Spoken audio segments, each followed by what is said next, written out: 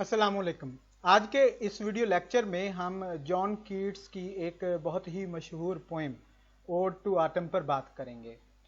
John Keats का शुमार बहुत ही आला दर्जे के पोइट्स में होता है और इंग्लिश लिटरेचर में जॉन कीट्स का मकाम बहुत ज़्यादा बुलंद है। बहुत से क्रिटिक्स जॉन कीट्स को शेक्सपियर के मद्दे मुकाबल रखते हैं और समझते हैं कि जॉन कीट्स का काम इतना ही एवर लास्टिंग है जितना कि शेक्सपियर का। इसकी यूनिवर्सल अपील बिल्कुल वैसी ही है। जॉन कीट्स के ओड्स के बारे में कहा जाता है कि अगर जॉन कीट्स ने सिर्फ ये ओड्स लिखे होते और इनके अलावा कुछ ना लिखा होता तो वो इंग्लिश के इमॉर्टल पोइट्स में तब भी शुमार होता।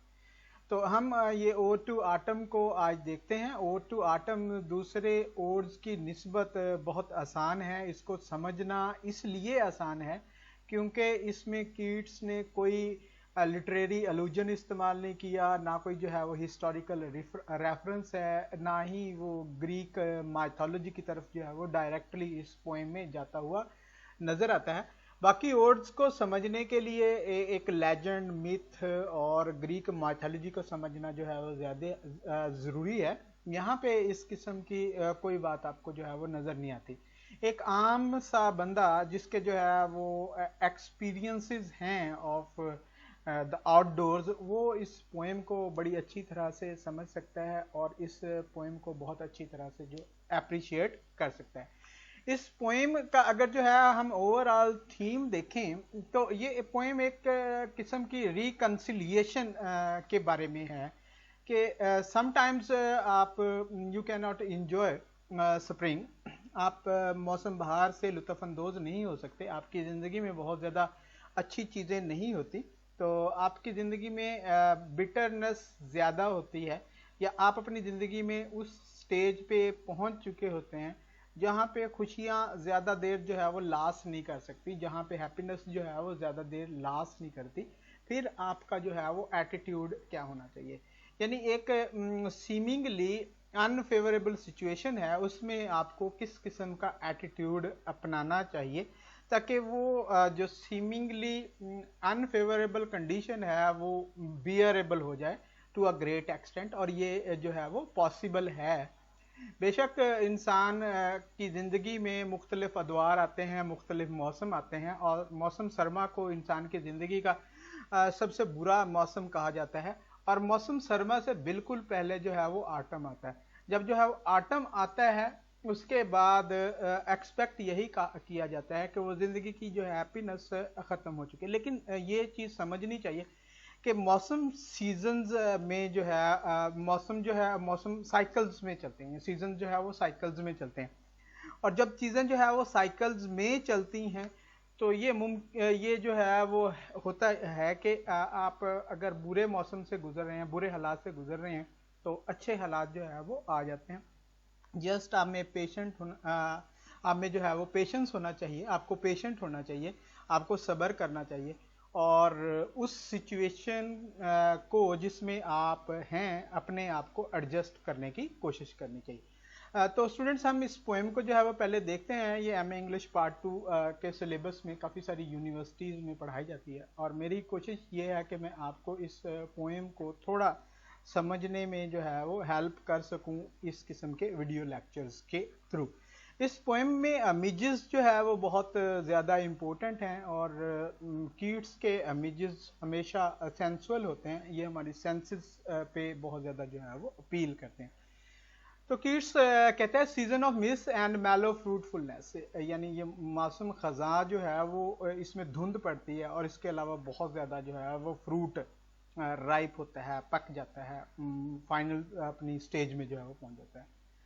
Next, close bosom friend of the maturing sun, यानी ये मौसम ख़ज़ां जो है ये बड़ा करीबी दोस्त है सूरज जो मेच्योर हो रहा होता है।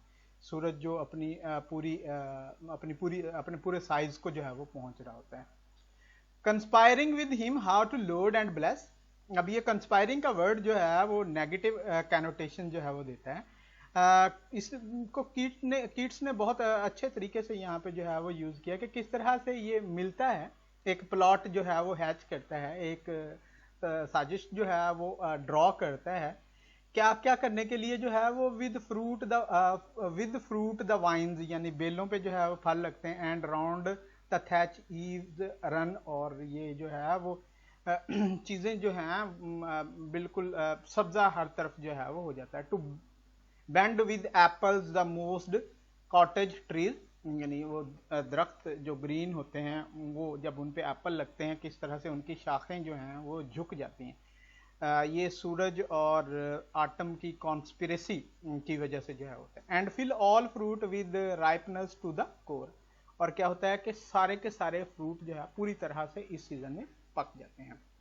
टू स्वेल द गॉड, ये गॉड भी एक किस्म का फ्रूट है, उसको जो है वो, लेकिन ये स्वेल का वर्ड जो है वो it is something, it has some sexual connotation, इसकी कोई सेक्सुअल सी जो है वो मीनिंग जो है वो बनते हैं। And plump the hazel shell, और ये भी जो है वो एक फ्रूट है कि किस तरह से उसको जो है वो मोटा कर देता है। विद द स्वीट कर्नल, यानी इसमें जो है मीठे दाने पड़ जाते हैं। तो सेट बडिंग मोर, और ये कोंपलें जो है वो ज़्यादा निकलने लग जाती हैं। एंड स्टिल मोर, और ज़्यादा। Letter flowers for the bees, बाद में जो फूल बनते हैं मक्खियों के लिए।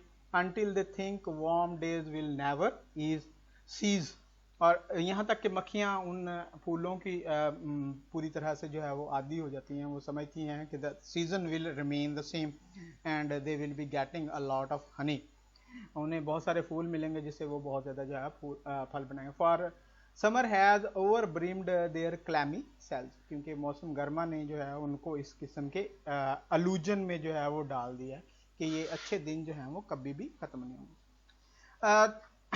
कीट्स की पोइट्री में जहाँ पे एक किस्म की सेंसुअलिटी जो है वो नज़र आती है, वहाँ पे एक ओवर ब्रूडिंग किस्म का गलूम भी जो है वो नज़र आता है। आप इस स्टैंजा को जब जो है वो पढ़ते हैं तो यहाँ पे भी जो है वो एक गलूम छाया हुआ है, अगरचे इसमें बहुत खूबसूरत किस्म के नेचर से इमेजेस जो है वो लिए हैं, और इन इमेजेस को इस जो इमेजरी पोइट ने इस्तेमाल किया है, इसको सिचुएशन को बहुत अच्छा जो है वो बना देना चाहिए। लेकिन इसके बावजूद जो है हमें सैडनेस जो है वो एक नज़र आती है, और ये सैडनेस कीट्स की पोइट्री की सोल है, और ये ऑफ कोर्स ये सैडनेस डायरेक्ट उसके लाइफ एक्सपीरियंसेस से आई है। हम लाइफ एक्सपीरियंसेस पे ज़्यादा बात नहीं करेंगे क्योंकि ये बहुत ज़्यादा लंबी हो जाएगी देन ये video.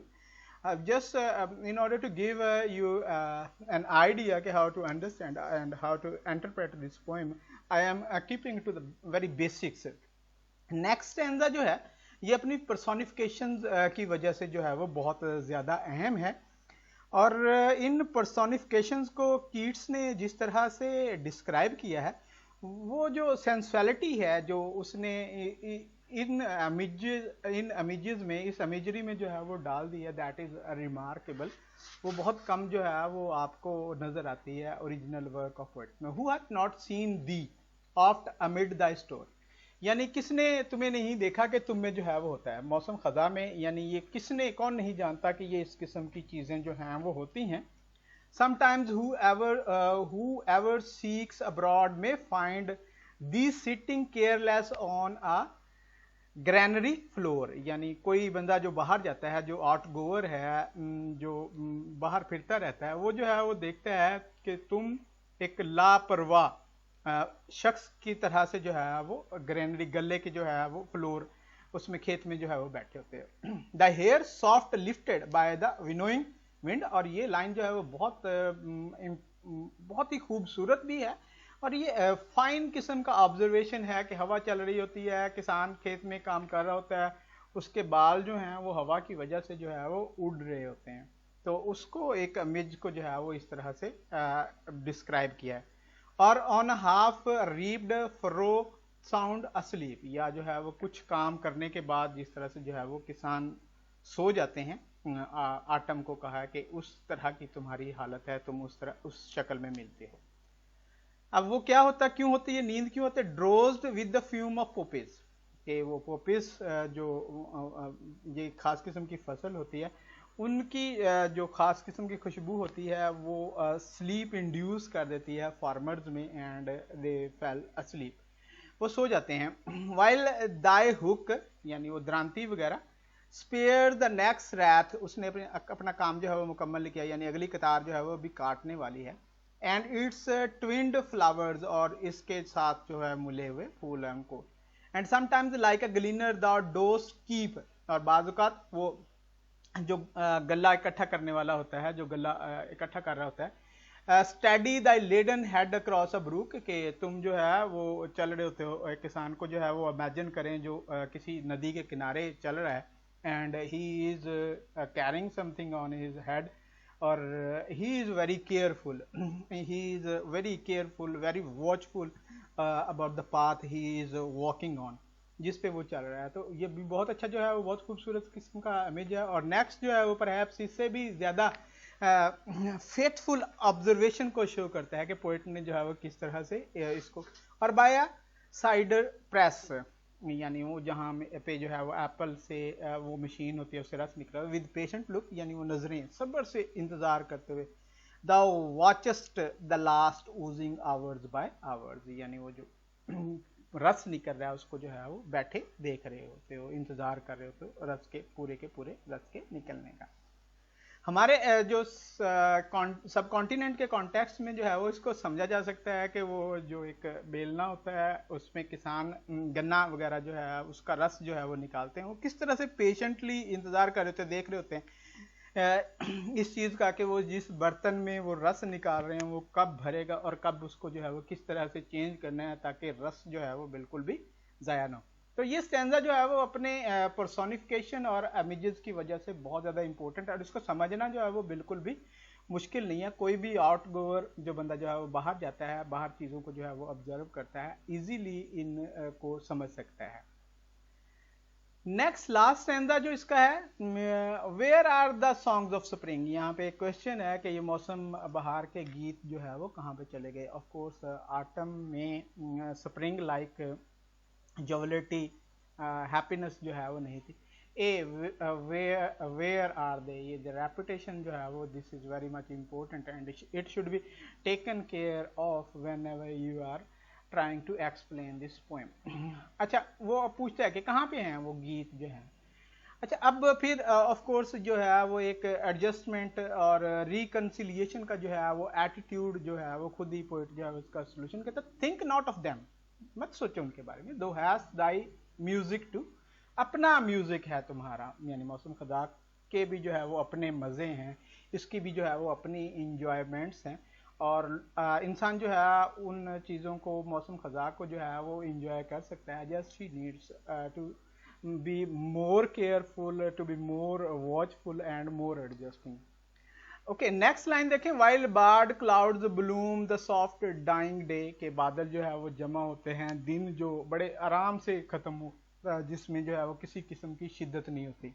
And touch the stubble plain with rosy hue, this line is also very much important के इवनिंग के जो सीन है उसको पोइट ने कितनी अच्छी तरह से डिस्क्राइब किया, और खेतों को स्पेशली उनको उनके जो इमेजेस हैं कि when the crop has been harvested, जब पीछे जो है वो कुछ फसल का हिस्सा जो है वो ज़मीन से ऊपर जो है वो रह जाता है, तो उसको बड़ा अच्छी तरह से जो है उसमें डिस्क्राइब किया।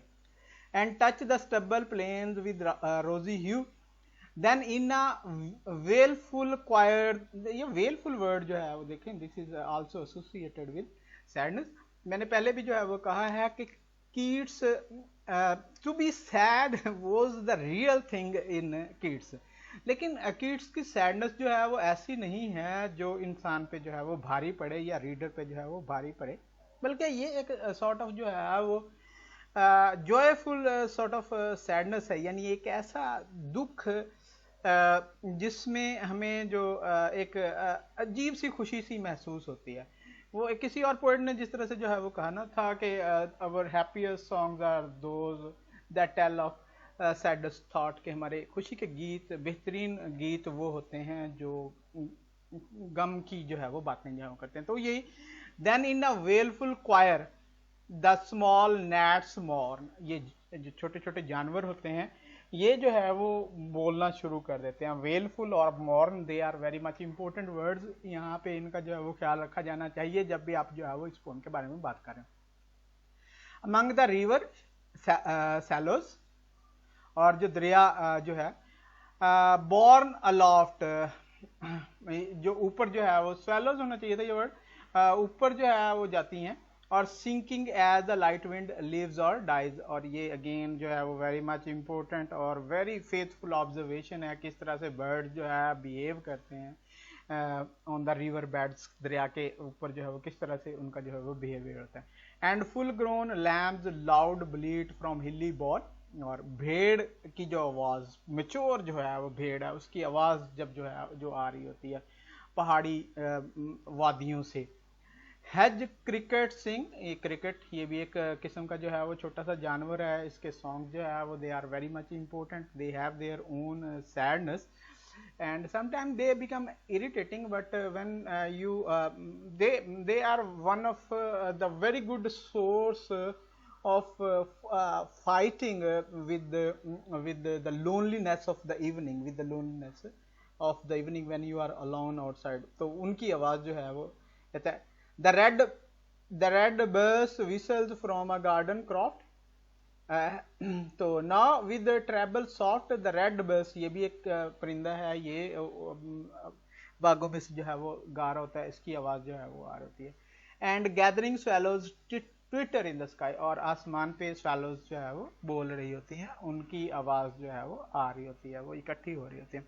तो स्टूडेंट्स ये पोइम बड़ी इजी है और बहुत इंजॉयबल है, इसको समझना जो है वो बिल्कुल भी मुश्किल नहीं है, लेकिन कीट्स के ओड्स में से ये एक बहुत ही मशहूर किस्म का ओड है। I have tried to explain it in as few words as possible. If you think this kind of video lectures help you to understand literature, you should subscribe to my YouTube channel AdMed Public. I'll be working on MA English part 2 and then on part 1 in the coming days, but you should subscribe this channel so that it becomes easy for me to continue my work. Allah Hafiz, we will be talking about something else in our next video lecture.